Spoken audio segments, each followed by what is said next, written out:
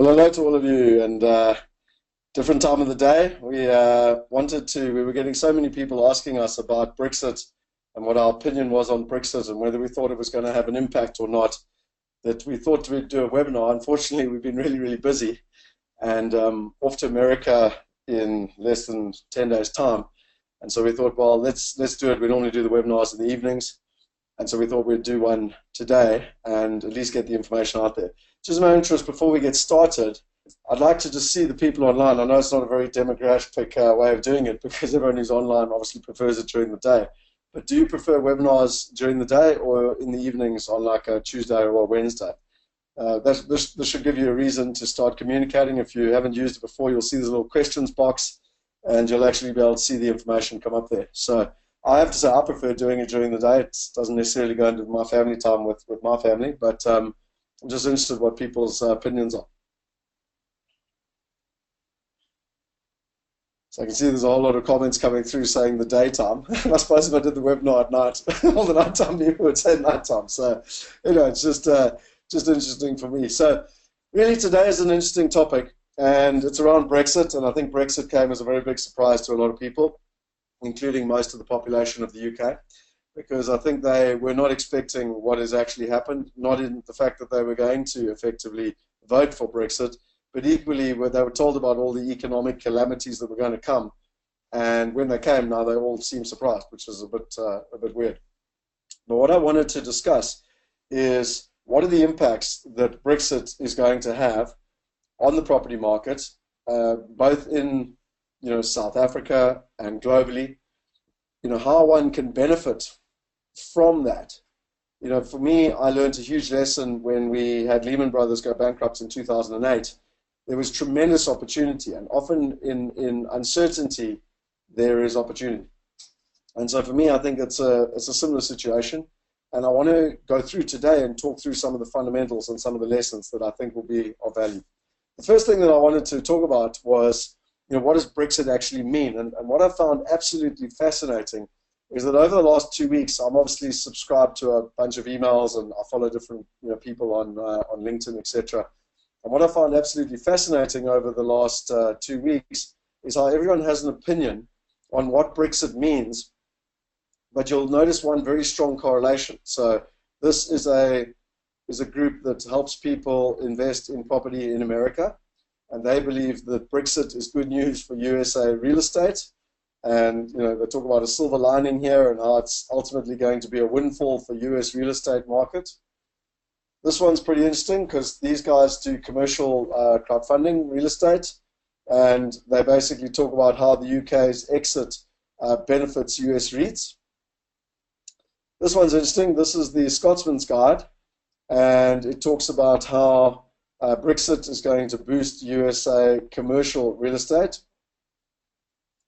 This one's quite interesting. I found this very interesting. So these guys are, are in Europe, and they basically talk about how Brexit is now going to help people in Sweden with properties. This is the Credit Suisse report, and they're talking about the implications of Brexit and what they suggest from an investment perspective. This is IP Global, and they basically have a whole article on Brexit, a nation decides. What I find fascinating is that they then go into the article in a lot of detail, and they explain why, in their opinion, Brexit actually means it's a good time to buy. So they talk about how domestic buyers are driving the property trend, and British occupiers are responsible for the vast majority of purchases in the UK, and this demand is going to continue. They talk about what happened there? They talk about well-located properties and not necessarily investing in London right now, but areas like Manchester, Birmingham, and Liverpool. And one that I find really interesting is that they say that because of the lack of trade agreements, it means that costs are going to go up because of labor and imported materials, and that's going to increase the price of houses. So very interesting that they turn Brexit around and they say that it's a good place to invest in England. They obviously help people invest in England. So for me, there's one very, very common theme that came through with all these reports, and ironically, I actually saw an email, and I couldn't find it yesterday, from someone, and I think it was Triok, that said Brexit is really good, and that means that it's going to be good for the South African property market.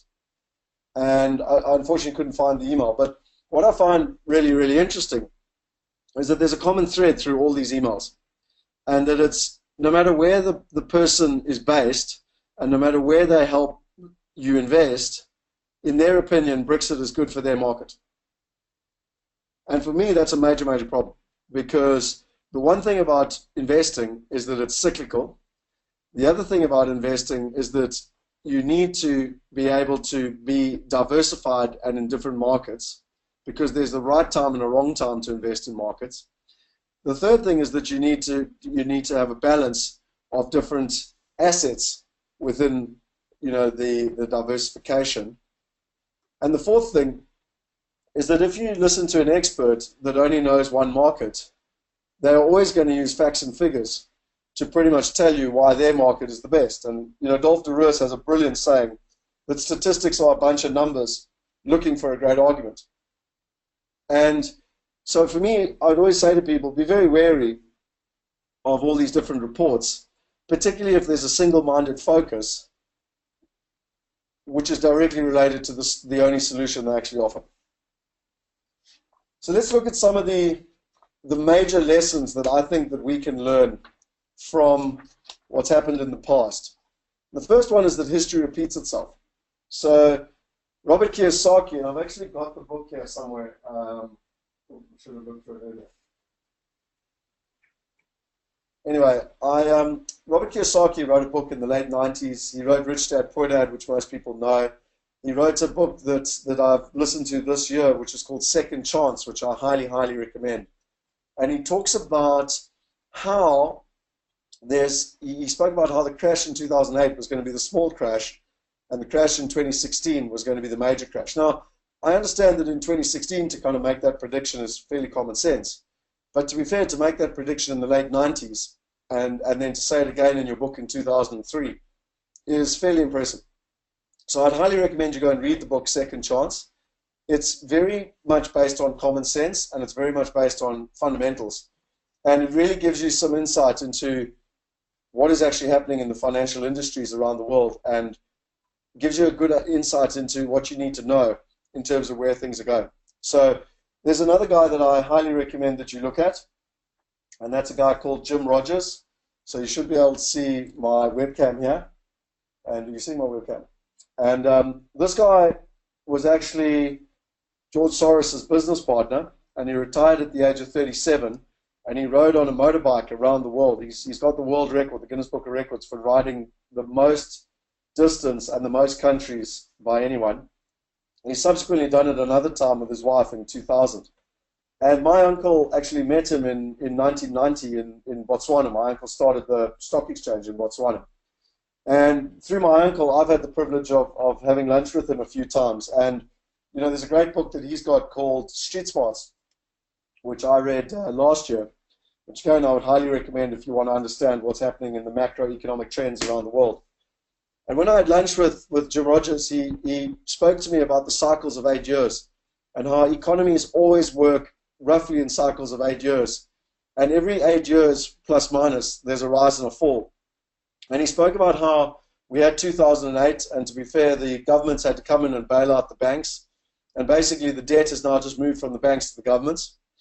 He spoke about how his expectation, and this was last year when I had lunch with him in Singapore, he said that his expectation was that 2016 would be the next 8-year cycle, but that governments would effectively get into more debt and be able to, kind of keep things going. But actually it was 2024 when he saw the wheels of the bus completely falling off and effectively government's debts imploding upon themselves. So my point is, when one looks at it, history repeats itself. And I spoke a lot about it in my LinkedIn article, that there have been bubbles and busts for as long as time can go on. And a lot of people talk about the tulip mania, which happened in 1637. And according to Wikipedia, it literally says, single tulips sold for more than 10 times the annual income of skilled craftsmen. It is generally considered the first recorded speculative bubble, although some researchers have noted that Kipper and Weissing something, Europe-wide chain debasement of metal contains coins to fund warfare, featured also a mania-like similarities. The term tulip mania is now often used metaphorically to refer to a large economic bubble when asset prices deviate from intrinsic value. Now, please understand what I've just said there about intrinsic value. Because if I've learned one lesson from Henny Besaidnout, who's both my mentor, my friend, and our business partner, is that everything comes back to intrinsic value. And intrinsic value is calculated in a number of different ways. But the most important is its actual value. It's not people's perceptions, it's not people's gut feel. And two of the best ways to calculate intrinsic value, the one is based on income. So what is the return that this asset, it doesn't matter if it's the stock market or a property, what is the return that this asset is actually producing? And whether it's residential or commercial property, it's income that ultimately determines the intrinsic value. And secondly, the replacement cost of bricks and mortar. So literally a brick has a cost. And to replace that brick, as long as the fundamentals of supply and demand aren't kilter, so as long as there's more demand than there is supply, then the intrinsic value of the property has to be related to the cost of replacing that building. So in every building we look at, we always look at replacement cost, because the last thing you want to be doing is buying a building that is more expensive than if you could just build the building using today's current materials. So based on all of that, and when one looks at history repeating itself, firstly, the market moves in 8-year cycles, which we're clearly in. Secondly, whenever there's a period like this, people get all excited. Often a lot of people panic. And actually, there's a fantastic opportunity to make money. And the real reason that there's an opportunity to make money is that those people that in the 8-year cycle got greedy and tried to trace growth and capital growth, when the tide goes out, they often tend to have their pants down. And people really understand who understands what's going on, what the fundamentals are. And it's those investors that have stuck to the fundamentals that often make the most money during the crises, because they put themselves into a good situation. So for me, when one looks at the fundamentals, it's really, really interesting. And let's look at what's happened in the UK. So for me, when I look at the UK, and just by the way, I am not just jumping on the bandwagon now. I highly recommend you go and look at a video. I made a number of videos on YouTube called, and I think it says, Why the London Property Market Will Crash. And I made them in March last year. So more than a year ago, I made the videos. I also made videos in Battersea about why the market was going to crash and about the 20,000 properties which are being oversupplied. And the most important thing is that it comes back to fundamentals. I'm not a futurist. I can't predict the future any better or worse than you can. But if you consider that history repeats itself, and if you consider that there are underlying fundamentals to investing, then as long as you're watching both the cycles of history and secondly the fundamentals of investing, then it is actually a lot easier to predict what's going to happen. So if you look at London specifically, but to be fair, England at large, the average person can borrow 3.5 to 4 times their income. So it's 3.5 times if you're a married couple, like two people together, and it's 4 times if you're on your own. And I can guarantee you that in London, the average income in England is £21,000 a year. In London, £100,000 is a hell of a lot of money. So a husband and a wife together, at best, there's very few people earning more than £150,000 annually. Now, if you take that even at 4 times income, that's £600,000. So the problem is that the average English people cannot afford to buy houses. They can't afford the costs. It's called an affordability ratio, which I'm going to show you a little bit later. And so the only reason that the property market has continued to grow as it has is because of the foreigners. And as an example, there's an article here, which I wanted to share with you on, and just by the way, while I've got the screen up, you can see I actually follow, I've got a thing called Important People, of which Jim Rogers is one of them. And I follow what he's talking about. And just of my interest, he's talking about Asia and how it will benefit from the economic rise. I suggest you read that and you'll understand why we have an office in China. But I was actually wanting to show you, no, what was it again? Where's that article gone now? This one. So the mayor of London is condemning the foreign investors for using London homes as gold bricks. And they talk about the highest high-rise that is, the majority of it is actually owned more than 60% by foreigners. And really, there's been a huge amount of capital which has come out of Asia, specifically China. There's a lot of money that's come out of the Middle East. To some extent, there's been money coming out of South Africa. And it's been investing in London, in real estate. And it's been really pushing up the prices because it's based on speculation. And yet yields have been dropping. You know, yields in London now, you're lucky if you're getting a gross yield of 2 to 3%, which means you're getting a net yield of 1 to 2%. Now, the only reason it actually makes sense is because interest rates are at the lowest they've been in 350 years. And when interest rates go up, and they will go up, what will happen is that people will no longer be able to, the rent will no longer cover the mortgage. And when that happens, people don't like to lose money, so they'll want to sell their properties. The problem is that the locals can't afford the properties. So there's only one way to solve the problem, and that's a market correction.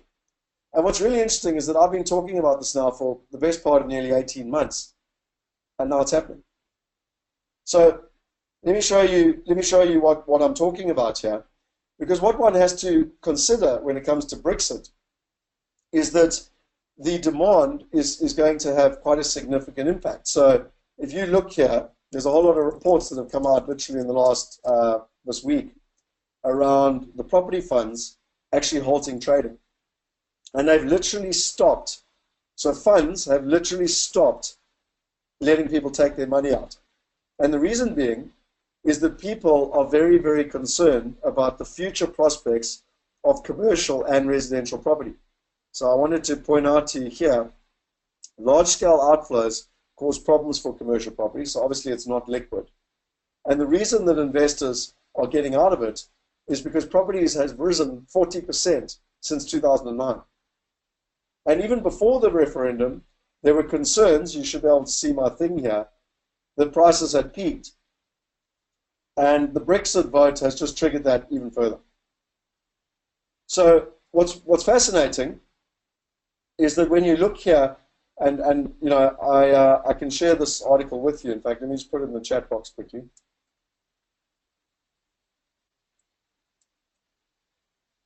You'll see what they're talking about when it comes to commercial real estate, and commercial real estate looked very vulnerable before we entered the referendum and was overpriced before Brexit.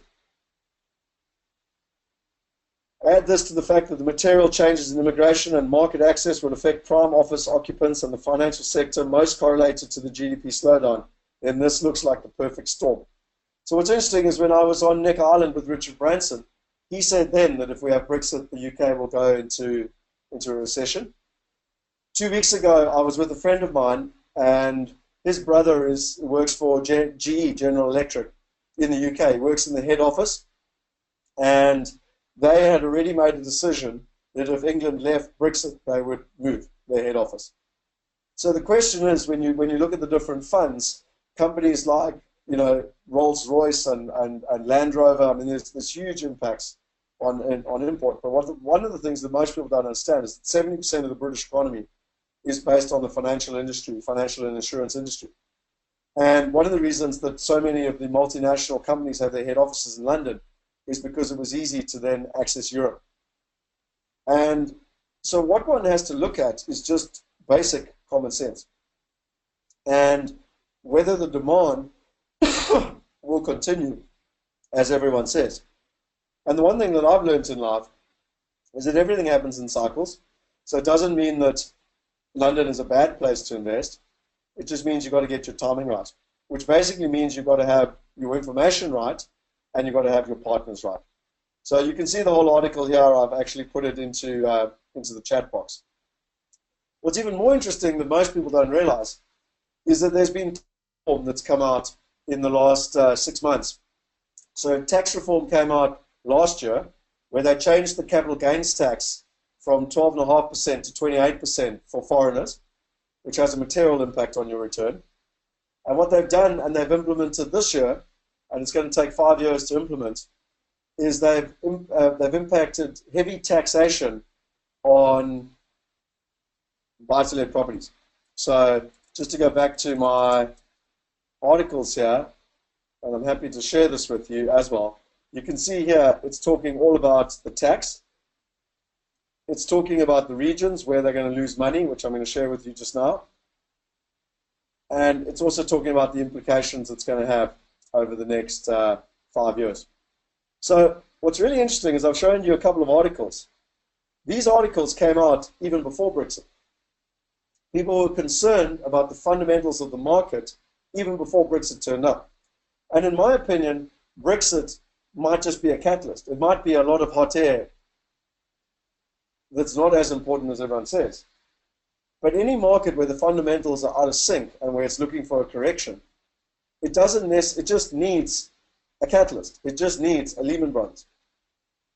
So when you look at it here, these are the areas of how people will lose money by 2021. So 91% of places in England will actually lose money based on the increases in tax. And guys, just by the way, this is not me, this is The Guardian. And what's quite interesting is you can see the amount of money. So London, as an example, sitting there is kind of in the middle in terms of the fall of profits. What I find fascinating, though, is that they talk about what the changes will be by 2021 if the bank rate stays at the same it is at the moment. And you'll see that, will the average buy-to-let investor make a profit? And you've got no, and then you've got yes, so kind of in the central areas of the UK, the Midlands as they call them. But what's really interesting is that if the interest rates are the lowest they've been in 350 years, do you think they're going to stay like that forever? And so what they look at is if interest rate was to rise 2 percentage points, so only rising to 2.5%, basically virtually the whole of the UK will now no longer be able to make a profit on buy-to-let based on rising interest rates, but more importantly, based on tax. And so many people make a mistake when it comes to investing. And I always say that buying a property is 20% and all the other stuff's 80%. So the tax, the structuring, the compliance, the management, the maintenance. And so you've got to have a really good understanding when you're looking to invest, not just on whether Brexit's good or bad, but on a number of other fundamentals. Because when you look at the numbers here, where in London you currently would be making a $5,000 pound profit based on the current kind of averages. By 2021, with no bank rise, you will actually be losing money because of the tax. And if the bank rate was to rise by only 2%, you'd be losing quite significant money. So now go back to what I've been talking about today, and to be fair, what I spoke about in my video, which I shot in March of 2015. If the cash flow is not positive, will people buy or sell property? What do you think?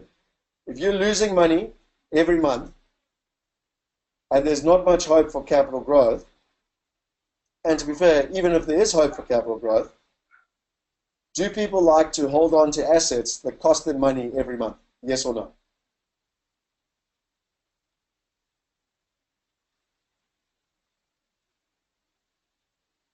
So I've got a couple of comments going through here. Offload quickly, no sell, most wouldn't. And that's exactly my point. For me, business and investing is actually very common sense. And what frustrates me is that a lot of people get caught up in huge analyses and fundamentals and economic opinions. And actually, it's just simple common sense. If people are going to start losing money, they are going to want to sell. The problem is that if the locals can't afford to buy because of affordability issues, it equals a market correction. We saw this happen in America. We saw this happen in Ireland. We saw this happen in Cyprus. We saw this happen in Greece and in many markets in Europe. And what's fascinating is that it was only 8 years ago. I'm only 39 years old, and I've already witnessed this twice. And what amazes me is that people don't seem to be able to correlate and learn from the lessons of history. So let's keep going on the fundamentals. What I would highly recommend is that if you want any facts or any information, the place to really get your research for the UK is called Academimetrics, which is the place that I've been following now for as long as I can remember in the UK. They're not a government organization. They're not a bank who has a vested interest. They're not an estate agent that has a vested interest. They're a research house, and they just put it out there as it is. So if you go to the website, which is Academic, you can get a report, and this report comes out every month, and unfortunately it comes out every month on the 10th. So I would love to have had this report post-Brexit, because you can see it's pre-Brexit, as to what their opinions are and what's happened in the market. But just a couple of things that I'd like to point out to you, even before Brexit happened. So firstly, property values dipped. This is before Brexit, by the way. The steepest fall since November 2011. London house prices fall by 0.3%, the weakest May for home sales in 5 years. But house prices in slow decline. Okay, so that's up north. Okay, so what I wanted to share with you actually is graphs. I like graphs. So you can see the annual house price change here. But what you really need to understand is this graph. Housing transactions. You see, you come back to fundamentals. And if you really understand what's going on in markets, and if you've really got systems to, or more importantly, if you know where to get the information, then you can make educated, informed decisions. So in the middle of the crash, the housing transactions per month dropped to 20,000 properties a month. The average long-term trend is 90,000 properties a month. And what was interesting is post-crash, it slowly grew and grew and grew, you know, up to in the region, you can see there it got up to 90,000 on average. You can see all the different years. And then look at black, which is 2016. So for all these people that tell you that there's incessant demand in the UK for buying houses, it's interesting that the numbers are showing different facts. Just by the way, this was pre-Brexit. I wanted to share with you one other graph. Where's it gone now? Which is all the different areas. You can see the different growth points. But this was the growth. So again, there's been quite significant growth in some areas, and that's a good thing. And like I showed you in that first article, since 2009, there's been significant growth both in residential and commercial. But just like the tulip mania, the numbers don't make sense. You can't buy an asset and earn an income of 1 or 2%. Long term, if you want to be sustainable. So let's keep going. Fascinating. 48 hours ago, I got a WhatsApp from a good friend of mine. I've been, FC has been a friend of mine for, well, you know, nearly 20 years now. And, no, sorry, about 16 years, because I went to London in '99. I lived there for 9 years, and he and I became friends in London. And he's got an amazing business there. He was bringing in South Africans, and he was helping them rent houses, and he had a whole business around it. And we've always spoken about actually buying the underlying assets, and both of us tried very aggressively to buy in 2008, 2009. But to be fair, we didn't have our structures in place, and that's why we created Wealth Migrate, so that we could bring buyers together when there were great opportunities. And you know, I often speak, and you might have heard me talk about it before, but in Wimbledon, there were 48 units that were at a more than 50% discount. So literally, 3 months before, 86 South Africans had bought them at £320,000, and I could now pick up the units in the same building that were finished, furnished, and tenanted with 11 and 12% returns at £160,000. And the problem was I needed £10 million, and I didn't have £10 million, and I tried to run around and get the money, but I just couldn't get it quick enough. And I tried to actually buy one unit, and they just laughed at me, because they only do bulk deals, you know, where you buy the whole building. So what's really interesting is 2 days ago, or that pain created us to cause Wealth Migrate, and I've been looking forward to the next crash, because we've been getting ourselves ready for the last 6 or 7 years to be able to participate when the opportunities come. And 48 hours ago, I got this WhatsApp from, and ironically, someone who's online tonight, Salish, and I have known each other for a long time, and we were literally having this conversation on Wednesday morning, and ironically on Wednesday evening, I got this WhatsApp completely out of the blue. I wasn't even asking for it, and suddenly FC sends me, from January, we can start buying bargains. And I said, please send me an info as I'm doing a presentation on Friday, obviously today. What kind of info, property or investment strategy? No, just anything on the market we're ready to swoop this time in a big way. So I'm giving you a little bit of an inside track on my personal life here. And he said there is an undercurrent of insecurity and a fear after Brexit, as the happy season is over and the grey and dark again will be easier to pick up bargains with a cash fund. Then we'll wrap them up nicely, gear them up to a portfolio of 6 to 9% with the entire chain under control. And he went on to send me some articles, which is very interesting, that more than 12 months ago, a video in Battersea. So Battersea Vauxhall is the other side of the river, which used to all be industrial land, and the developers have gone in there in a big way. There's over 20,000 units all coming online within a 2-year period, and the majority of the investors are foreigners. And for me, it's just simple fundamentals. And I said, guys, it's not going to work. It's going to crash. Because, again, the prices are too expensive for the locals. And interesting enough, I got this just yesterday, where basically one of the biggest developers is already taking a hit. There's already been a 3.75% fall in prices, but they're actually expecting, they've had to effectively revalue the entire development project because of concerns around bubbles in Battersea. Now, I'm not telling you this to brag. I'm just showing you how, if you use common sense, if you follow a system, if you know where to get the right information, and if you follow fundamentals, then these trends become quite obvious. What's also interesting is that this article, property funds plunge as Brexit spooks. I just wanted to read you some of the points. I've got the thing here. It talks about how Standard and Life have blocked people taking money out of their fund from Brexit. British Land Securities, Barratt Developments, and Berkeley share price have all fallen. The Brexit-induced property crash is causing investors to flee the sector. So that's what it's showing. I'll actually put my mouse where I'm reading. The value of the property portfolios is down by at least 5% following the Brexit vote. We will see irrational pricing, which I find very interesting. And open-ended funds are badly designed because they give investors the chance to cash out each day. Now, what's really interesting is that something I learned from Henny is that we don't do open-ended funds. We don't even do blended funds. In fact, we don't even do funds. We help people invest in direct property. And what happens in times of uncertainty is that wealthy people invest in direct property with a secure income. They don't invest in liquid funds that have a more than 70% correlation to the stock market. And although people think they're investing in real estate, which as the underlying asset, they're actually investing in a financial instrument. And once again, we have a crisis and value is lost and created literally on people's perception.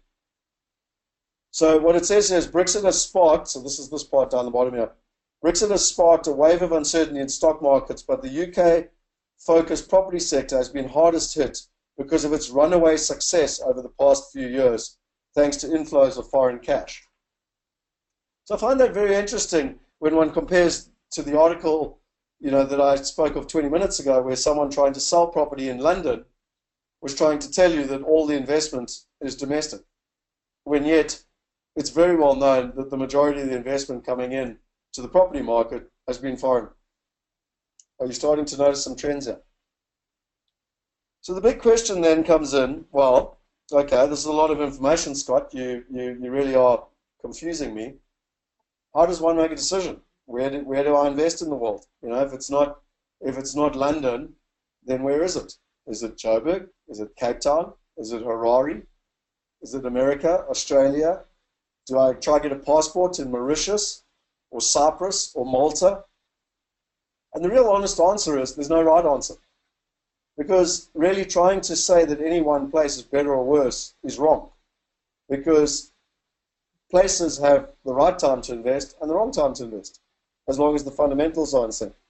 And so for me, what a lot of people get caught up in, and this is a very, very old picture and a very old slide. You won't believe it, but this was the slide I used on my very first presentation in 2004 when I stood up on a stage in London and taught people how to invest in London property.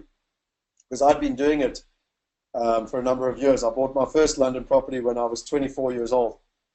And what a lot of people do is they get caught up in the short term of whether we're at the peak of the cycle or whether we're at the trough of the cycle.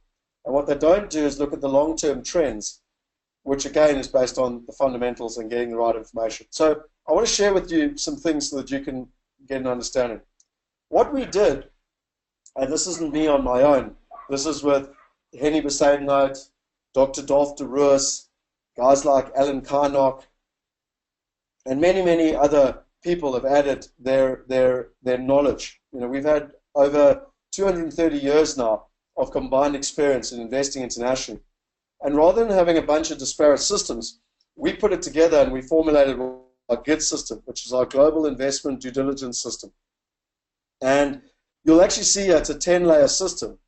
It starts off by looking at currency movements. It then looks at macro analysis of scenario planning based on countries and where you should or shouldn't be investing.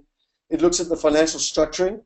So everything I've just spoken to you about with regards to tax. It looks at how do you get the right partners. It then, just once you've decided on a country, how do you know which city? Do you go to London or do you go to Manchester? And once you're in Manchester or London, you know, which part of London do you invest in? Do you invest in Wimbledon, or do you invest in the northeast, or do you invest in the east, or in Croydon? So you need another scenario-based planning tool. Then you need a calculator to work out the returns, because one building can be better or worse than another building. You need to go through an entire due diligence process to make sure that there's no fraud and that the property's in the right condition and that you've got all the appraisals. We've got a 142-point checklist that has been built up over decades worth of experience to try and mitigate making mistakes based on mistakes we've already made. Then it's the ongoing management and ultimately sweating the asset. It's about having a partner that can help you and hold your hand through the process, because it doesn't always go right and sometimes it goes wrong. And ultimately it comes down to customer experience. And in simple terms, what it does, when I wrote the book, Property Going Global, I tried to help people with a system, and I tried to tell them where to go and find all the information. So, as an example, in England, go to Academimetrics. The problem is that most people don't want to take that level of detail, and in the same way that when you catch Uber, they don't actually care how the algorithms helped the car find you and ultimately the driver find you and put you together with the driver. They just want to use Uber. So for me, I'm going to go into a little bit of detail around our GID system, but I'm not going to go into a huge amount of detail because it's the same to an extent as the Uber algorithms. So I wrote the book, and effectively I created a 4-dimensional model. I shared it with Clem Santa after a year because I was a bit embarrassed. And after, when I shared it with him, he was so impressed. He said that I had to write a book and that he would write the foreword for the book. So really, it started out with Clem Santa. It's been endorsed by over 40 different global leaders and property experts. And in simple terms, what it does is it takes Clem Santa's scenario planning, and he's one of the top 5 scenario planners in the world. Literally, he's worked with the Chinese government as an example. And he looks at the global economies. He's also got them for the South African economies, by the way. And none of us have an understanding of the future. None of us have a crystal ball. But what we do have is scenarios and then flags which will point us in a direction of whether something's going to happen or not. And then based on those scenarios and managing those together with the economic fundamentals, it produces predictable results as to what you should or shouldn't be doing. And so if I go into, now if you want more detail around this, you can either read my book, Property Going Global, where chapters 4 and 5 go into a huge amount of detail around this for the left-brain people. And if you want to watch the webinar with Clem Santa, I would just do a Google search, Clem Santa Scott Picken, and you can actually watch him talking about it. But what I think is really interesting is that you then go to the facts, and some of you have seen this before and some of you haven't, but so many people get caught up in gut feel. And the place I like the most is to go to The Economist, which is the most research from the top 20 markets around the world. And you'll see here that I've put in the United States, I've put in South Africa, I put in Britain, and I put in Australia. So when you look at the house price index, it looks like South Africa's been the best performing market of all 4 of them. Then you look at price in real terms, and you can see that South Africa's actually been the worst performing market. When you look at price against average income, you'll see there that the US is the most affordable market and the best value. And Australia and the UK are, a lot more expensive. And then you've got South Africa. What you'll also see here is, notice these trends. of when to invest and when not to invest. And then ultimately price against rents, it helps you know where you are in the cycle. So what I always say to people is that I've personally invested on 4 continents. So I'm not trying to tell you to invest in America, Australia, England, South Africa, because I've invested in all 4 of them. And our team has experience in all 4 of them. And therefore, we have no intention to push anyone in either direction. All that we have the intention of doing is looking at the fundamentals. And then based on the fundamentals and our system, it helps us make educated, informed decisions. We're not desperate for any one market. So what I think is really interesting is that this is now the house prices in the UK. So I've put in there Britain, I've put in there London, and I've just put in there the Southeast. And what's fascinating is you can see what's happened with house prices over the last, 25 years. Look what's interesting if you look at prices in real terms. So, for me, this is quite interesting. You can see London has grown dramatically in real terms, particularly over the last 5 years, whereas the rest of England and the Southeast has actually, believe it or not, gone fairly sideways. But this is where the information gets interesting. I'm sorry, it's exciting and interesting for me. I don't know if it is for you. Look at mortgages as a percentage of income. And if you want to understand why house prices have gone up so dramatically, it's because interest rates have gone down so dramatically.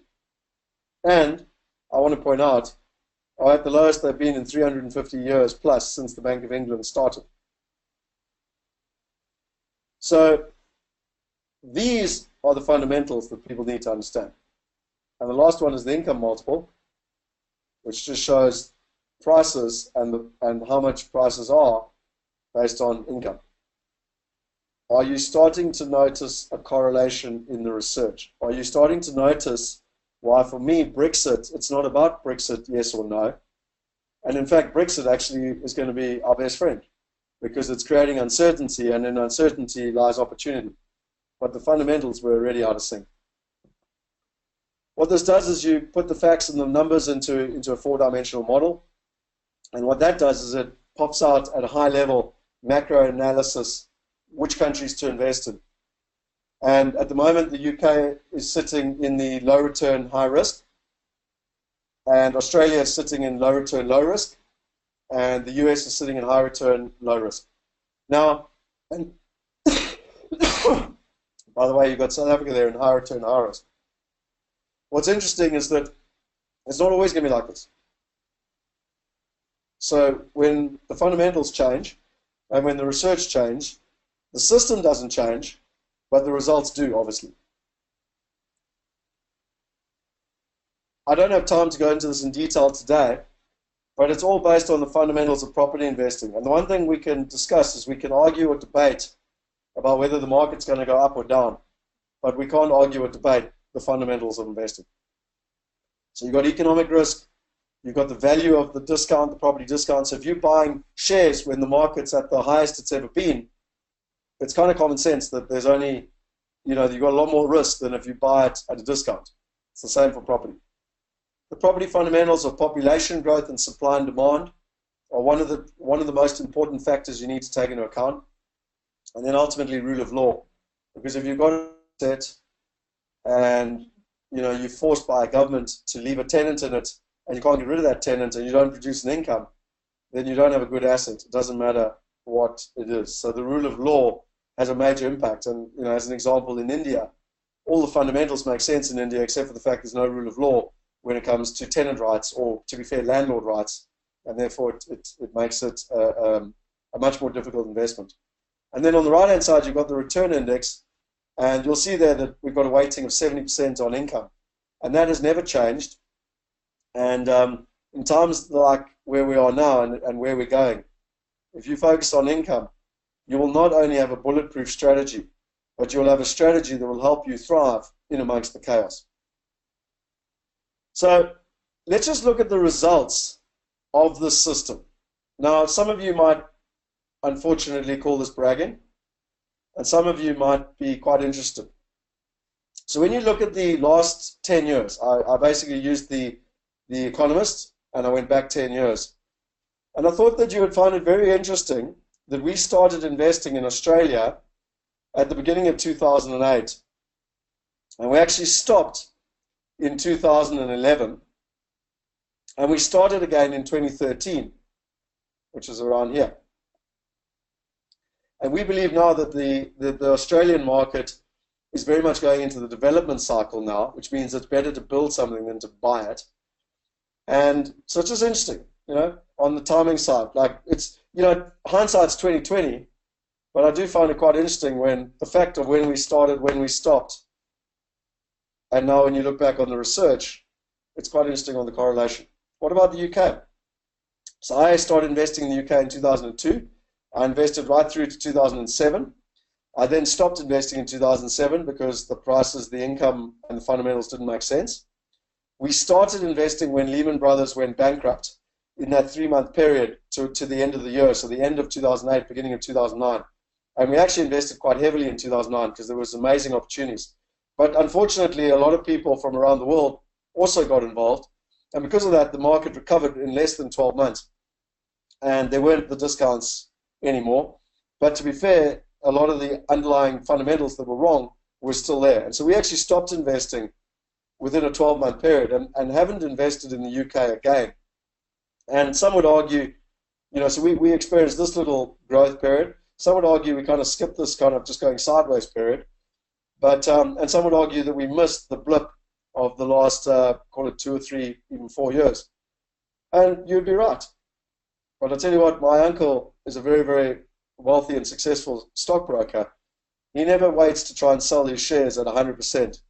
He sells them at 85 and he makes a profit. And he always says to me, put the profit on the table. And then lastly, the one that I'm probably more excited about is that, in America, when America went through its crisis, we all knew there was opportunity. They say when there's blood on the streets, there's opportunity. And I went to America in 2010. We couldn't find partners that we could trust. And to be fair, the numbers didn't make sense, the fundamentals didn't make sense. There was massive oversupply in the market. I spent a month there with my wife. And we watched the market and we watched the numbers and we watched the metrics. And by 2012, we decided the timing was right. And we went back in April 2012 and we started to aggressively invest and very aggressively. I mean, we've now invested and facilitated, hundreds of houses, probably in the region of 400 to 500 houses in America. We've got a massive commercial portfolio of properties, and it's all been accumulated in the last, sorry, I just need to sneeze here. It's all been accumulated in the last 3 to 4 years. But what's really interesting is that when you look at the market cycles, the bottom of the market was literally in 2012. And we literally got involved in from the bottom of the market within virtually a 3-month period. So if you get it right once, you're lucky. If you get it right twice, it's a fluke. But if you've done it over the last 10 years in 3 completely independently different markets, can we agree to some extent that what I'm showing you is not just hot air?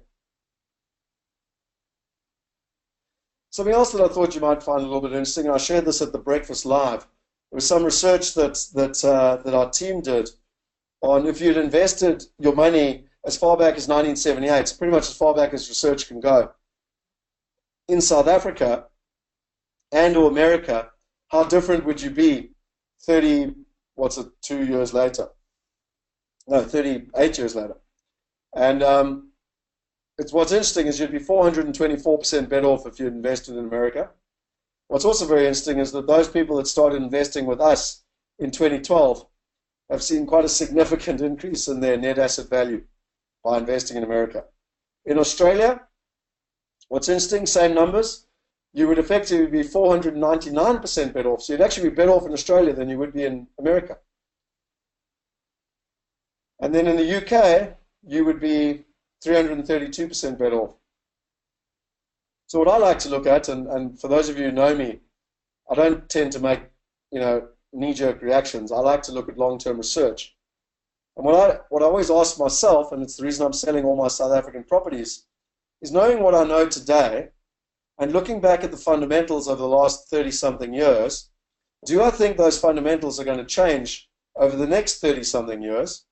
And if I do think they're going to change, then I must do something different. But as Jim Rogers says in this book, if you can spot long-term trends and you think the trend's going to continue, then it makes investing a lot easier because you just follow the long-term trend. And so I just ask people the question, if you could go back to 1978, what would you do if you could have put your money into a blended portfolio between the UK, Australia, and America? Just an interesting question. It's a question I ask myself, and that's why my wife and I are selling all our South African properties. So really for me, once you've got a system, and hopefully I've shared with you a lot of the system. The one thing I didn't share, which I actually haven't even opened up, which is my bad, I apologize, is that, hang on, let me just close this out. I want to just quickly open up the index. Where should I go? Sorry, I should have had this open. I forgot about it actually. And 2 seconds. It's under funding.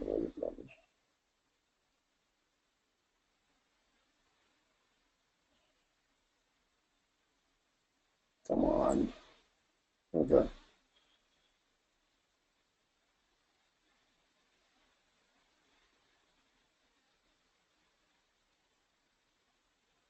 It would be the one time you can't find the thing. Where has it gone now? So if I don't find it quickly now, I'll stop. Oh, here it is. So this is all built into Salesforce on our back end. So I'm not going to bore you with going through it, but I just prefer to show it on the spreadsheets because this is what we originally built, and then it basically got built out into our back end technology systems. But how we analyze the country, the state, the suburbs, the transport. So as an example, how far from the CBD? When it comes to education, how far is the university? The property analysis based on the building age, the site level, the site access, the property features, the external building condition, the internal building condition. This is all built out, and I learned this from my business partner, Richard Dunn. And this gives us a whole lot of methodologies and research. And ultimately, this all gets populated into our good system. So I just wanted to share that with you. And again, it's probably going into too much detail on the algorithms of how we run this thing. The fourth thing I wanted to say, which I think is really, really important, is that people need to use their common sense when they invest. What really irritates me, and again, Robert Kiyosaki talks a lot about this in Second Chance, is that we have been trained to not understand finances. Do you think it's common sense that, or do you think it was planned or by mistake that every kid in the world that goes to school is not taught about financial education, numbers, investing, accounting? Do you think that that was just a mistake? Or do you think that it's in the better interests of big business and governments to have you financially uneducated so that you pay more tax and, to be fair, need to go to them because they're so clever and they can help you invest their money, all the while making the majority of the money in fees? And if you think I'm talking rubbish, another book I would highly recommend is by Tony Robbins called Money, Master Your Financial Future or something. Anyway, just look, Money, Master the Game. So it's Tony Robbins' Money, Master the Game, which I think I've got here somewhere as well. But for me, it really goes into the detail. And so, I always like to just look at the fundamentals again and look at the research and pretty much just go back in time and say, well, if the financial industry is there to look after us, then firstly, when we had the crash of 2008 and when we had the diabolical situation of Shemax, why did nothing happen? Why did no one go to jail when it was basically blatant fraud? They would buy a building for a piece of land for 1 million rand. They would put it into a company. They would syndicate it. They would take 26% off the front end, and they would syndicate it at 100 million rand with no value upload. And that's where Henning taught me about the principles of alignment. And that's why our 3 values are so important in trust, transparency, and alignment, because if the investor and the partner are not aligned, it's never going to work long term. So when you look at the financial industry, I found it fascinating that everyone pretty much works as hard as they possibly can. most people invest in the financial industry because they are our big brother and they're going to look after us for retirement, and we're going to retire and put our legs up and have a comfortable retirement. And yet 65% of people when they retire, at the age of 65, less than 1% actually retire wealthy. And that's fact. That's not in South Africa or India or China where there's emerging markets. That's in England, Australia, and America. And what's really interesting is that there's another 3% that they deem to be what's called financially independent. And what's really fascinating, and most people don't do this, I don't know why, but go and research what financially independent means. And in the financial industry's book, the last day you got paid your salary, if it was $100, if your pension is $75, then you are financially independent. Now for me, I think you're just 25% poorer, personally. So I wouldn't call that financially independent in any way, which basically means that every single person virtually is investing in financial instruments, and the results are less than 1% get the results they're looking for. It's common sense.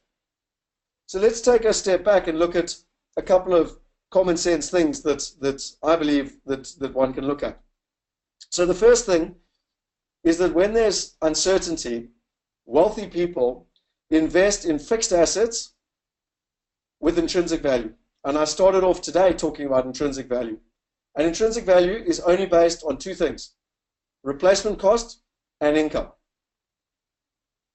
And the reason that they look at real estate is that real estate long-term holds 49% of the world's wealth. And it's because it not only creates wealth, but it also preserves wealth. It has a direct intrinsic value. So if Uber was to disappear tomorrow, there's not necessarily any intrinsic value. Whereas bricks and mortar has a direct replacement cost to replace it.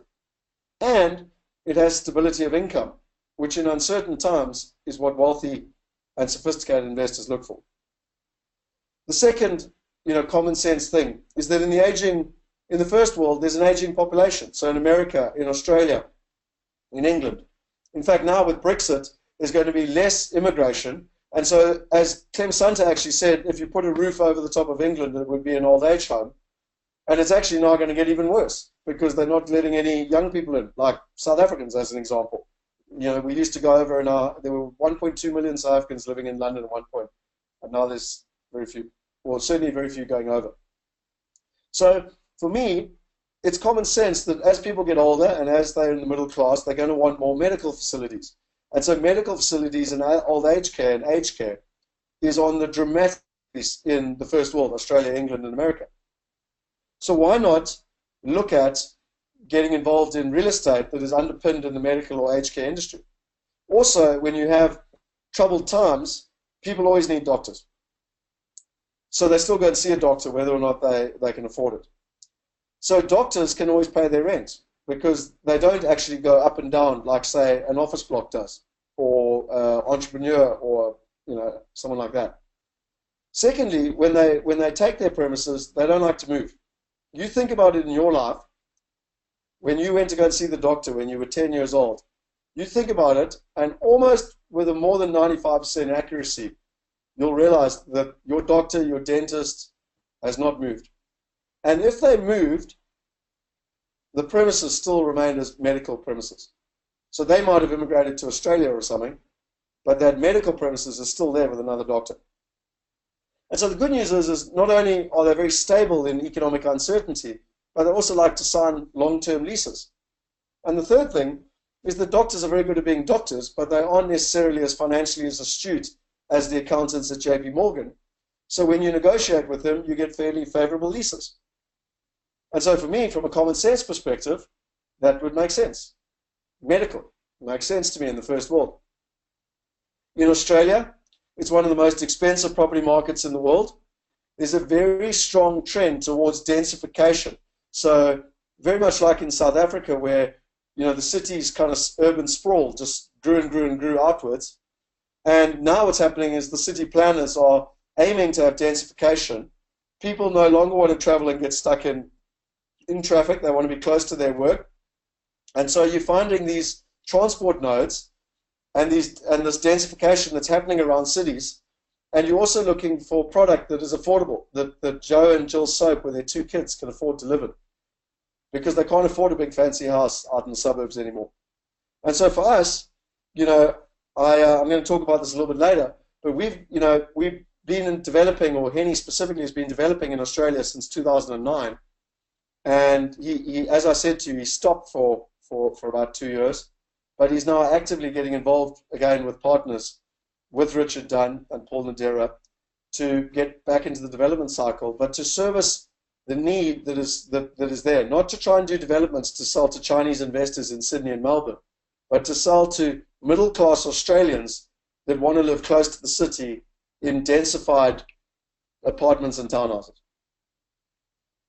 In the UK, I lived in Wimbledon, and when I was in Wimbledon in October last year, apparently now you can't buy anything in Wimbledon for less than £1 million. Now, I've already said to you that all my friends, if they're earning £150,000, that's a hell of a lot of money. Times 4, that's £600,000. They can't buy a house in Wimbledon. Now, Wimbledon is zone 3, by the way. It's not even zone 1 or 2. And so they're all moving out into effectively beyond zone 6, where they can catch a train. And it's called the commuter suburbs. And that's where we're finding really good value. We've got a lady on the ground there in the effectively the southwest. And ironically, I know the area very well because I played rugby, and we used to play against these different clubs. So these commuter towns and commuter suburbs, effectively around the outskirts of London, is where we're finding quite substantial value and fairly good yields. And equally, we're finding now that blocks of flats are becoming available. So again, not just buying one-off units, but buying whole buildings. And I'd like to believe that what FC was saying in his report and what's happening with the funds is that that's just going to get better and better and better. I also put a post up, and I recommend you go find it, and maybe Kevin, if you can put it up there, from Dr. Dolf de Roos as to why wealthy people invest in commercial property and not residential real estate. I'd highly recommend that. And then lastly, from a common sense perspective, wealthy people diversify their investments, and they're in multiple countries, multiple markets, multiple currencies, and multiple asset classes. And they truly are global citizens. And up until now, I could understand why someone in the middle class would go, yeah, but that's fine because they're wealthy and they've got lots of advisors and they can pay to set up structures. Versus now, with technology, it's enabling all of us to be able to have the same benefits and to be global citizens. And so really it brings me on to the last point, which is how can technology help us? And when you look at this, the old system is broken. I don't know if many of you will know Neil Peterson. I've got his face in here. And Neil owns Real Estate Investor magazine. And let's just say that Neil was trying to invest in a London property. The problem with the current system is that there's actually 16 different middlemen between Neil and the investment. And because of the 16 different middlemen, the fees are completely diluted. Or sorry, the returns are completely diluted. So there's no trust in the system. There's no transparency. I mean, last year at SAPOA, which is the biggest property event in South Africa, they had the top four funds and REITs on stage. And they said, we're expecting 2015, the back end of 2015, 2016 to be tough. How do you see growth? And I couldn't believe my eyes or my ears when the 4 CEOs categorically agreed that 50% would be based on the fundamentals of investing, and 50% would be, and their exact words were, reorganizing the balance sheet. And a guy called Kura, who you should know well from TV, turned around and said, so you mean financial alchemy? And I thought that they would go, no, we didn't mean that. But no, they said, that's exactly what we do. Which blatantly points to the fact that it's not around the fundamentals of property, but around financial instruments. So the next thing you need to understand is the value chain. And I'm watching the time here, but the value chain is really, really important, because if you understand a value chain in anything in life and you can move up the value chain, then you can ultimately get a better return on your time or your investment. So there's a lot of steps in the value chain of real estate, but these are the major 5. You've got land zoning, you've got the developer, you've got the investor, you've got a fund or a REIT, and then you've got you. So let's look at these returns.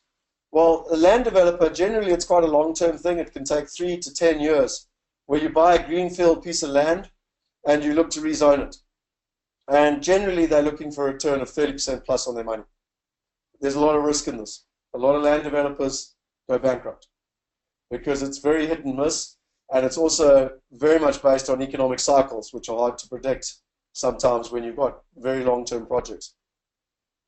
The second person is the developer. So they take the land and they create something of value. So they build a house or they build a shopping center. And generally they're looking for a 25% IRR plus. Then you've got the investor. And the investor comes along and they take that house and they put a tenant in it. And or they take that shopping center and they put tenants in it. Now, very often the developer and the investor are the same thing, same person. But they are two fundamentally different stages. Because the one is you building something of value, and the other one is you turning it into an income-producing asset. And for investors around the world, they're generally looking for an IRR of around 20%. Now, what's fascinating, and something I realized over the last 5 years, is that the way that people make real money out of real estate is that they then go and sell those assets after they've got a blended return to a fund or a REIT. And the reason being is that their interests are different. So a developer and an investor, ultimately an investor, is looking for a good asset with a good return based on the income of the asset. Whereas a fund or a REIT is being paid for the assets under management, generally a 2% fee. And their incentive is not so much on the performance of the portfolio, but just on the amount of assets they have under management. And so their incentive is to raise as much money as they possibly can, because that's what they paid their 2% on, and to deploy that capital into assets. And as long as those assets can produce a return which investors are supposedly happy with, then everyone is happy and they're making lots of money. Which is why they generally aim for, returns of 5 to 8%. And if that differential is why people make so much money in real estate, when they consolidate their portfolios, they blend the income and they sell it onto a fund or a REIT. And unfortunately, us unsuspecting, unsophisticated people then get told by our financial advisors that it's really good to invest in these financial instruments, and we are lucky to beat inflation. And if I'm wrong, why, for the last 100 years, have less than 99% of people retired wealthy? Let me show you the facts. This was the business day. It came out in June the 13th this year. This is a LinkedIn article, which, if you wouldn't mind posting as well, Kevin, I highly recommend it. It talks a lot about the value chain. And what's really interesting here is that Rebosa's property fund has just proposed to buy a $6 billion deal with developer, the Billion Group, and it's being queried by investors who feel the group is overpaying on certain assets. Now, what's really interesting is that the same guy owns Rebosa's and Billion. So he is basically the developer. He's then become the investor by seasoning the rent, and now he's selling his assets into his own property fund. So what's interesting is they talk about the different shopping centers. They talk about the fact that we believe investors may find the price of the malls rich, given that the current economic climate and that 2 of the 3 malls have traded for less than a year. There is no sufficient track record with which to determine whether the centers are trading well enough to justify the price. And then over here, you've got the financial industry talking about why it's important. The bottom line is, the guy that owns Billion Group and ultimately Rebosa's is going to make billions out of this deal. Billions and billions. And the question is, who's making the money? Is it him, or is it going to be the investors that are investing in the fund or REIT? So there's the article in more details. It's all on the LinkedIn article. So you can see the value chain. And I've told people about this, and people sometimes want to disagree or debate it with me. But for me personally, I would highly, highly recommend you really think about this, because It doesn't really change. And so one thing that I think is important is that when you take Uber, what Uber did is effectively it cut out the middleman. It cut out the taxi owners associations, and it basically put you, the person that wants a lift, directly in contact with the person that wanted to give you a lift through technology. And so in the value chain, what we say to people is, well, why, if you know what I've just taught you, are you not a developer and or an investor? And generally the response is, well, I don't have the time, I don't have the money, I don't have the knowledge, I don't have access to the opportunities, which is why all of us then have to put our money together in a fund or a REIT, and we can rely on other people to go and play in that space. But what I love about technology is it allows us now to effectively skip the middlemen and to invest with far smaller amounts of money directly into the development phase, which is what we call our growth phase or growth plan, and or the investment phase, which is the income plan. And again, people always try and overcomplicate things in life, but that's it. That's how simple it is. And so when one looks at it as a growth opportunity, just to give you an idea, there's this development that I've personally invested in Brisbane. It's called Kensington. It's live on our portal, and you can invest in this with as little as $10,000. It's an 18-month project. It's 50 units, and it's got an estimated IRR, investor return of 19.8%, call it roughly 20%. But this is obviously on the development stage, so it is slightly higher risk, and therefore, the returns, are there. Now, with regards to long-term investment, this doesn't necessarily pay you a quarterly dividend because it's a project that has a beginning and an end. So that's an example of a growth phase, generally no longer than 2 years. This one is 18 months. And as I said, if you want to get involved in investing in Australia, you can get started with as little as $10,000, and you don't need a bank account, a structure, or anything. And or you can go in the income side, which is, as an example, the medical buildings that we've been buying, the medical portfolios in America. And I mean, this is just an example of one of them, which was a $16 million portfolio. It had 7 different buildings. It required a $6 million investment. It had a cap rate of 8.5%. We got financing at 4.23, fixed at 65%. Oh, sorry, 65% loan to value, fixed for 5 years. The investor return was roughly 15%. What we liked was the building was 89% occupied, which allowed us to effectively create value. We always like to look for a value add. And ironically, this portfolio, we had it fully leased before we took occupancy.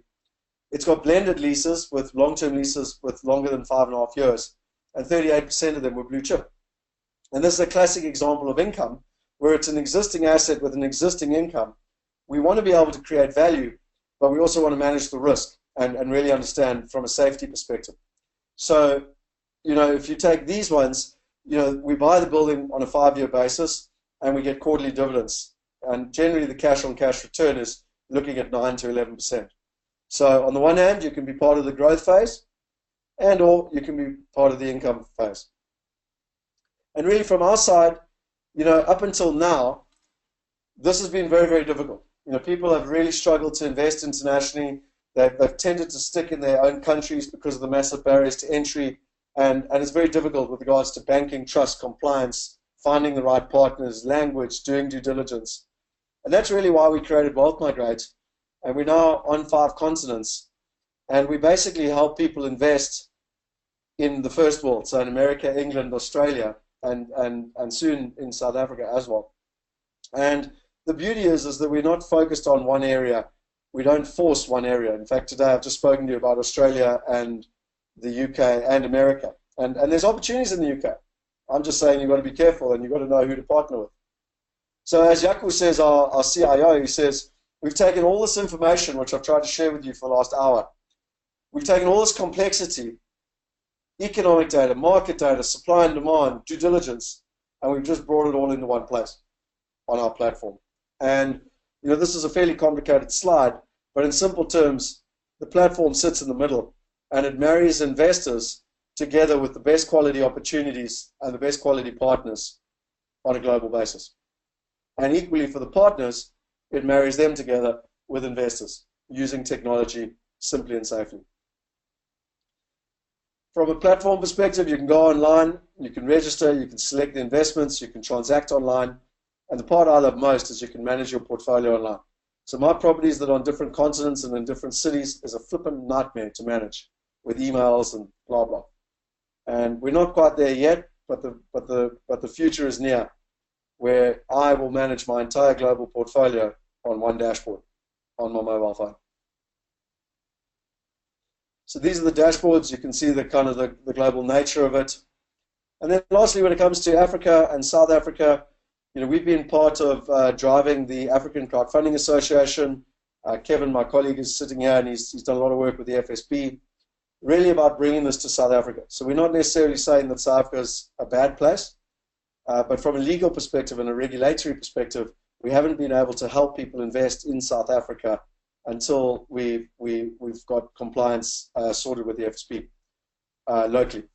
And my understanding is that that is around the corner, which is really exciting, because in South Africa, we've got partnerships with some of the biggest and the best. And, when you take guys that are, I won't mention his name personally, but he's one of the 4 wealthiest people in the country when it comes to property.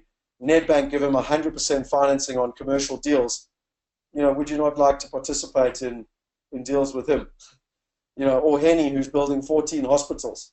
Versus just running around and going to try and find an apartment, a buy-to-let investment, and or, going on some, course that's supposedly going to help you make lots of money, even if it's from a rich dad. And, because at the end of the day, it's not only about getting the knowledge, it's actually about investing with the right people. And so, Van Gogh said, whatever you do or dream you can, begin it, boldness has genius, power, and magic in it, begin it now. And I share that because, our vision, and a lot of people don't understand this, but basically a family office is something that looks after the wealthiest families in the world. And all that it is in really simple terms is that it takes all the global information and all the global opportunities, and it understands that specific family and their needs and wants, and then it marries those opportunities to that family based on their long-term plan. And our attitude with technology is, why can't we put a family office in everyone's pocket? Why can not each and every one of you who are online today have access to all the right information so that you too can make educated, informed decisions for you and your family based on investing? And so really for me, it's not about Brexit. It's not about whether we stayed in Brexit or whether we left Brexit. What it's actually about is only 2 things, and that is having the right information and the right partners.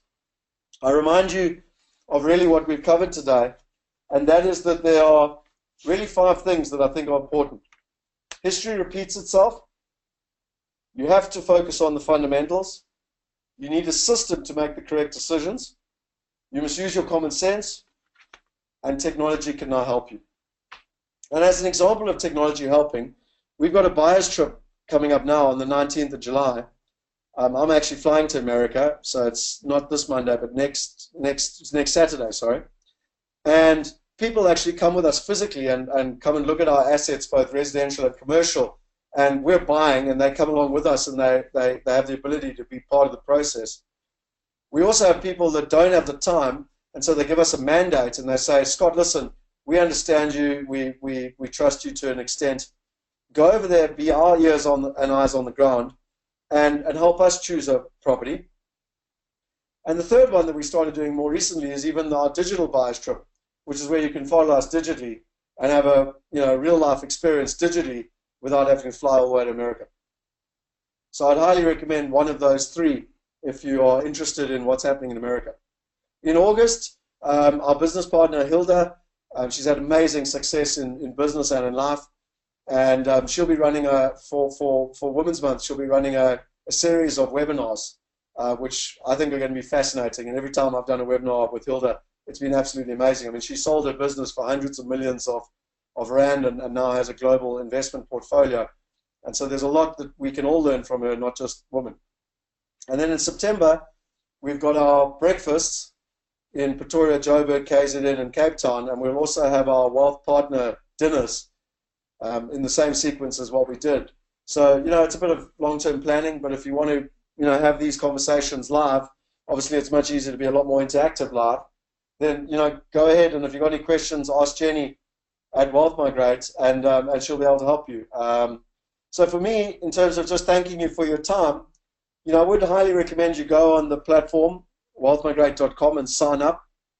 And, when you do sign up, you're going to become part of our global inner circle. So you're going to get access to the best opportunities, the best deals, the best research, and the best education. You're going to receive, updated information around new opportunities. As an example, Henny's working on a deal in Australia that he's so excited about. He's like a 20-year-old. And, I can't talk about that yet because it's not ready to launch. But wouldn't you like to know about it before everyone else does? You can download the white papers. So we've got 3 different white papers. We've got the 5 laws of building wealth through real estate, which is in many ways what I've been discussing today.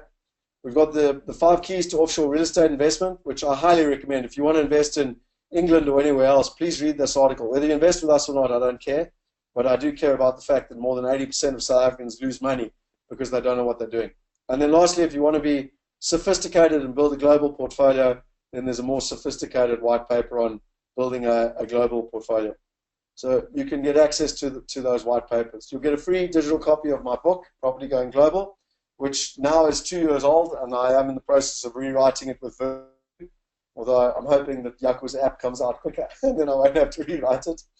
And then obviously you'll get access to our different newsletters and events. So really for me, in conclusion, what's important is if you go to a website which we've created, and it's called foryou.wealthmigrate.com, you will get access to all of this information. Because the most important thing in the next steps for me is to educate yourself.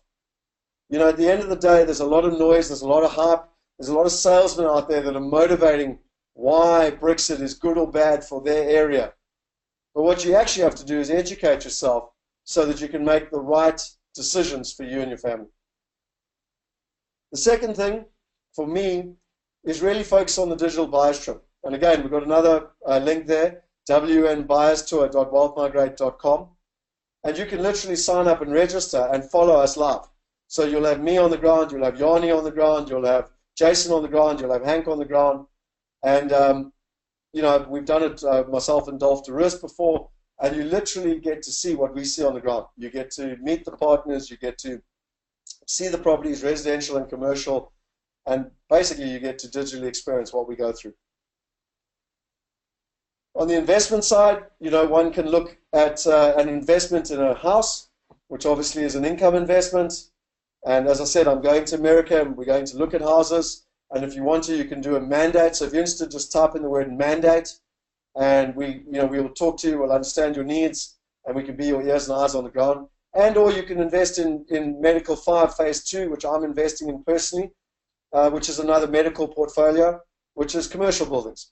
And that's literally going live in the next couple of week or so. So go online and pledge and show your interest. I know the last one was oversubscribed again.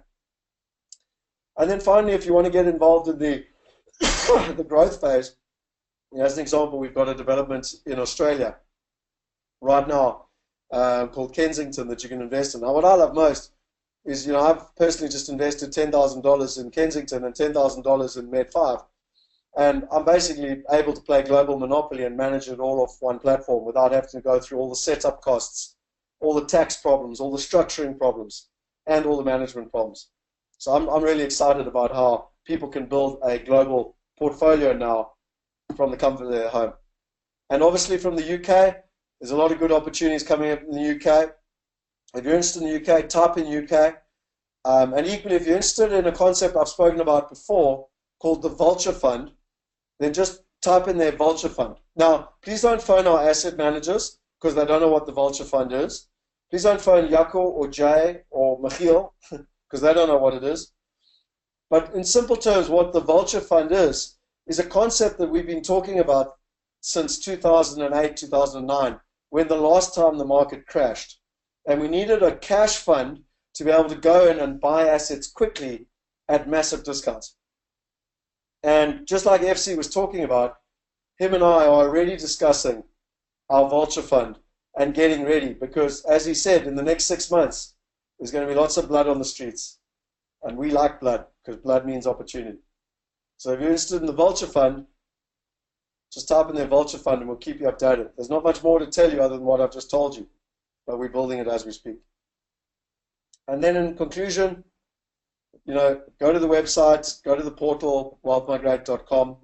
You'll get access, log in, and you'll get access to all our resources, all our information, and you'll be able to see the different opportunities that you can look to invest in.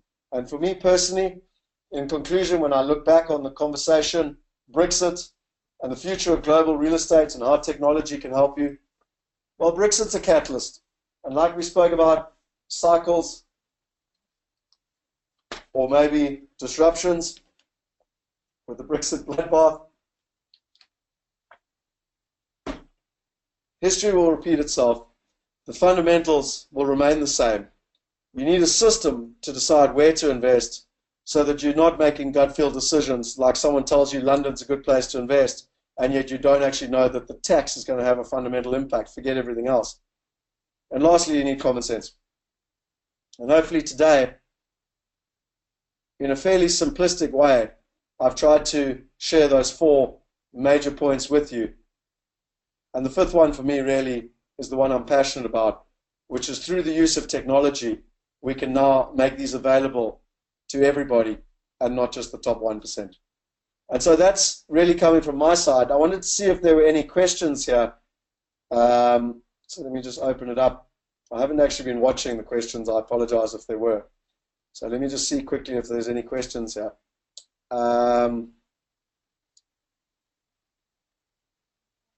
Okay, so Clive made a comment.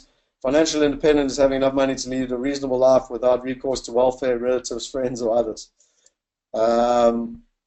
With Oz, what's this? With the Oz route, you're sitting for 2 years, no gain.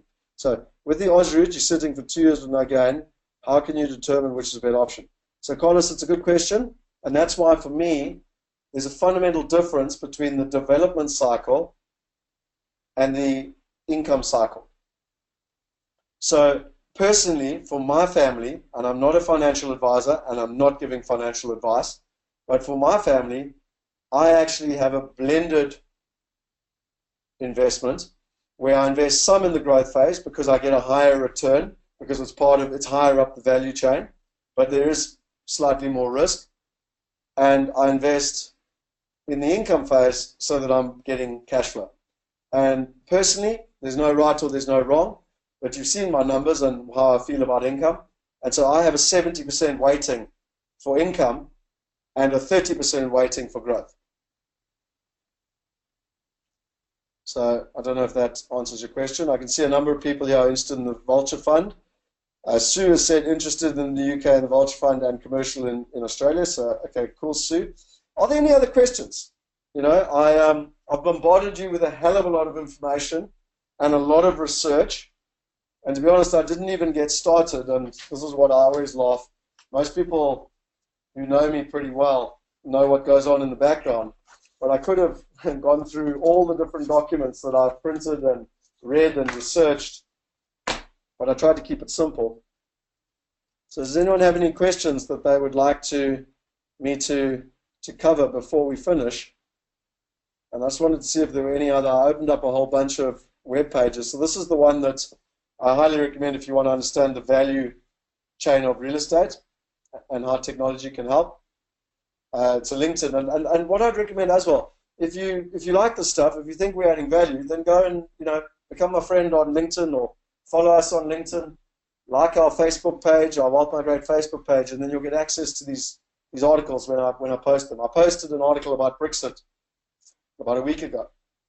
And I think really that was all. There's lots of articles I've been showing you, but I think I've shown you all of them, the buy-to-lets, etc. So let's just go back to our PowerPoint, and let me see if there's any questions here. Otherwise, we can call it a day. So no, we don't have any questions. It's always a sign that I've either confused the hell out of you, bored you to death, or overwhelmed you. So not sure which one it is. But anyway, hopefully that was of value. I would love your feedback. Most of you have my email address, and or if you know me better and you're a wealth partner, you'll probably have my mobile number. I'd love your feedback. I'd love to know whether you agree with what I've said or whether you believe it's complete rubbish. And I do believe we should, as a community, have more conversation around this. So if anyone disagrees with me, I'm very, very happy to have a conversation around what your thoughts are and why it's wrong. So Albrecht said, thanks for the info, and he lives in London and don't even know all this information. So it's fine, Albrecht. When we were investing in London in 2008, 2009, one of the biggest property funds in South Africa, which I won't mention their name, I met them in November trying to get the money, funny enough, for this Wimbledon deal. And I told them there was a massive opportunity, and they told me it's absolute rubbish. They all live in London, and the market's crashing. And ironically, 3 months later, they launched their own residential property fund. So, yeah, sometimes when you're stuck in the forest, you don't see the trees. Pierre said, "Are you selling South African properties? I need rental incomes. Maybe a better idea." Maybe a better idea to wait for your SA investment initiatives in the future. Maybe I can then use my rands to invest back in rands. Yeah, well, very much so, Pierre. I mean, unfortunately for us, the technology is available. You know, we've got access to, through our wealth partners now, we're pretty much connected to every top developer in the country. And, you know, so we could literally turn the South African tap on with really quality investments. And I'm not talking houses, I'm talking right up the value chain. And unfortunately, we're just waiting on the compliance side. And one day when the compliance comes, and it's coming in the very near future, it'll also allow people who have good quality assets in South Africa, who don't necessarily want to sell, would be able to necessarily crowdfund their local asset, providing them with liquidity of, say, 50%, and then they can take that money and invest it overseas. So I actually think it's win-win for everybody. And can you send all the links on an email? Okay, Sue, I think that's a fairly good idea. So we will, can we not do it? Oh, so it's not a good idea. We'll send it with a copy of the recording in terms of all the different links and everything else. So again, apologies for the information. And something, if you are interested and want to get a copy, as I said, Property Going Global, if you sign up on the portal, you will literally get a copy of the book.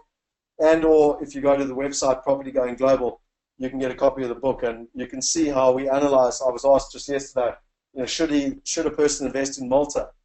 And I basically, chapter 10, I analyzed 16 different countries, including Malta, Cyprus, Mauritius, about the whole thing around getting passports and investing and passports. So I'm not going to go into that in detail, but it's all there if you're interested.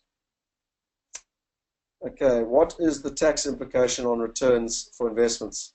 So Ferdy, great question. And for me, this is where we've spent so much time and energy. We work very closely with Grant Thornton, so they've been our tax and compliance guys at a global level. And there's been a huge amount of money and time spent making sure that it's tax efficient, both in America and in Australia. I'm not going to sit online here with everyone online and go into the details, because it actually depends on individuals. But the one thing I will say for all investors is that we've done thorough research on these investments in the UK, in Australia, in America. We've created vehicles that are tax efficient for investors. And we've had that all set up by Grant Thornton. So we always say we're not experts at everything, but we like to partner with the best.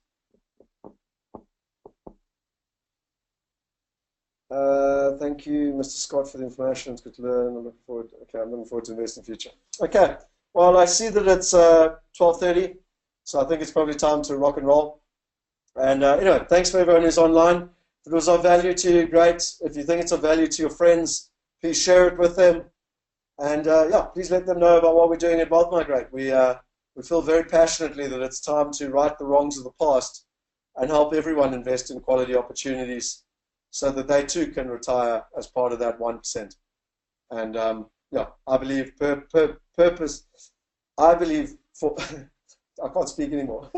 I believe that's our purpose. I believe this is a purposeful journey. It's not just about making money, as many people in 20th century businesses are. And for me, it's what needs to happen to solve some of the many challenges on the planet. So that's why we're doing what we're doing. Okay. Yeah. Okay, cool. Yeah, thanks, Michael. And I endorse what Michael said. Thank you to all the people who have helped set this up. Wonderful team that's put this all together. And Kevin, as always, in terms of making it all happen. So thank you very much. We're certainly not a one-man band. And the more they help me do, with the setup and all that, the more it allows me the time to do the research to be able to bring you these facts and figures and trends. So anyway, good team effort. Thank you for everyone being involved. Thank you very much, everyone. And I was about to say good night. But anyway, have a good afternoon and a lovely weekend. And we'll chat soon. Cheers.